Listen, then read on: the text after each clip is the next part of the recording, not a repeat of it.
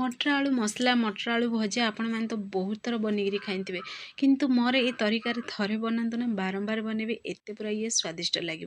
तो full video को watch करूँ पूरा ट्रिक सहित जानीपर। तो चलतु लेट नक रेसिपी प्रस्तुत कर। नमस्कार जय जगन्नाथ फ्रेंड झिली कुकिंग को आपण मानक अनेक अनेक स्वागत। तो देखो ये किसी मटर नहीं अल्प टे मटर आम रखीदे गोटे गिन्ने आउ अल्प मटर को आगे मिक्सर गोटे फाइन पेस्ट प्रस्तुत करदे। पूर्व गोटे करी ना से अल्प टे आम सोरिष तेल एड करवा। ये देखो आलू को पूरा छोट छोट पीसेस में कटिंग कर देछि। तो आपण चाहिए सीजा आलू भी आपको बनई पारे।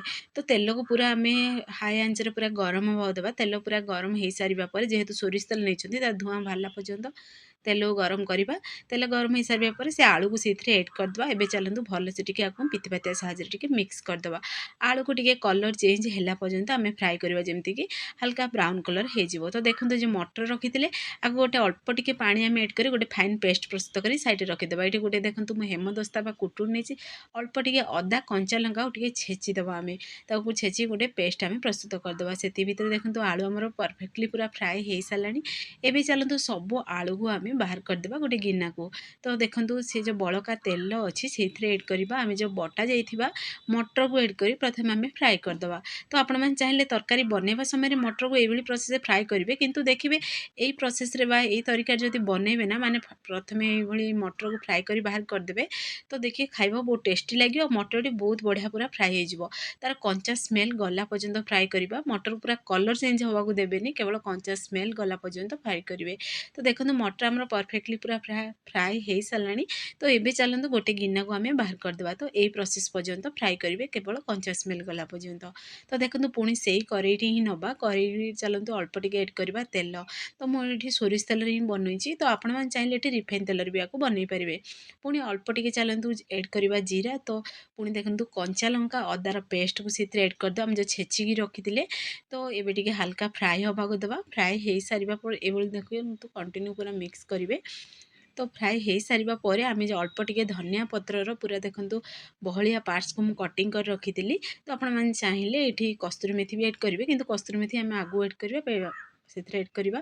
धनिया पत्र टी हल्का फ्राए हो सारापर आम एड करवा टमाटो। टमाटो को आप चाहिए पेस्ट बन भी एड करेंगे। तो टमाटो टी हल्का फ्राए हो सारापर आम जो मटर रखी थे बाहर करी अल्प टे से मटर को से एड करदे। मटर टी हल्का आम सफ्ट हवा देवा। तो ये कंटिन्यू टी मिक्स करवा स्लो आंच रे मटर आमर सफ्ट हवा देवा। तो देखो धीरे धीरे पूरा मटर पूरा कलर भी चेंज हो सारा सफ्ट भी बनी सारा मटर टी। तो ये पुणी देखो टमाट भी पूरा हल्का सीझी भी सारा। एवं चलतु स्वाद अनुसार देवा लुण जी आप मटर आलू बनवाक चाहूँगी से अनुसार से लुण एड करेंगे।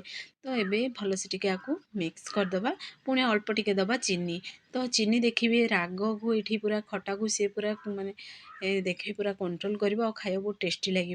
तो पुणी देखो ये किसी गुंड मसला नहीं हलदी गुंड लंका गुंड जीरा पाउडर धनिया पाउडर नहीं अल्प टे लंका गुंड नहीं। तो देखिए लंका गुंड जब ये एड करदेवे ना से पूरा कलर चेंज हो। तो लंका गुंड मुझे अल्प टे एड कर जेहेतु राग मुझे कंचा लंका एड कर। तो ये भलसे टी मिक्स करदे मसला टे कषि हवा देवा। तो देखो मसला आम परफेक्टली पूरा कषि सारा पाखर भी देखो देखो मटर भी पूरा आम सीझी भी गला सफ्ट बनी सारा। तो यही समय एड करवा आम आलू। आलू को एड करी पुणी चलतु भलसे टी मिक्स करदे मसला टी आलू को टी कषि हवा देवा जमी आलू पूरा आम मसला को टी एब्जर्व कर।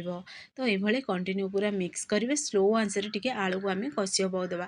आलू परफेक्टली कषि हो सारापर जो मटर को आम फ्राए कर रखी थे पेस्ट को से पेस्ट को भी से एड करदे पुणी थे आपको मिक्स करदे।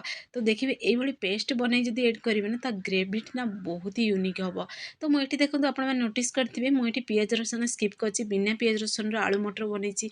किंतु देखिए ये बिना पियाज रसुण भी बहुत टेस्टी लगे। तो आप चाहिए ये पियाज रसुण एड करेंगे किंतु ये बिना पियाज रसुण ये रेसिपी बना हुए। तो ये चलतु गरम गरम से एड करवा पानी। ये टोटाल भी ठंडा पानी देवेनि ठंडा पानी दवा द्वारा देखिए कुकिंग भी लेट हम आ पांचिया स्वाद आसो। गरम पानी एड करवा द्वारा कुकिंग फास्ट हम स्वाद तार बहुत यूनिक रहा। तो ये चलतु टी ढक्कन को बंद करदे 5 मिनट पर्यटन टी स्लो आंच रे सीझाक दवा। 5 मिनट पर चलतु ये ढक्कन को खोलिबा। तो चलतु अल्प टे से एड करदे। यही समय गरम मसला एड करवा पुणी थे अल्प टे ପୁଣି ସେଥିରେ କସ୍ତୁରୀ ମେଥି ଅଳ୍ପ ଟିକେ ଏଡ଼୍ କରିବେ। ଏଇଟା ପୁରାପୁରି ଅପସନାଲ୍ ଅଛି, ଆପଣମାନେ ଚାହିଁଲେ ଏଡ଼୍ କରିବେ ନା ସ୍କିପ୍ ବି କରିପାରିବେ। ତ ଅଳ୍ପ ଟିକେ ଫ୍ଲେଭର୍ ପାଇଁ କଞ୍ଚା ଲଙ୍କା ଏଡ଼୍ କରିବା। ତ ଦେଖିବେ ଏଇଠି କଞ୍ଚା ଲଙ୍କାର କ୍ୱାଣ୍ଟିଟି ଟିକେ ଅଧିକ ଅଛି, ତ ପିଲାମାନଙ୍କ ପାଇଁ ଯଦି ବନାଉଛନ୍ତି ତାହେଲେ ଆପଣମାନେ ଏଠି ସ୍କିପ୍ କରିପାରିବେ।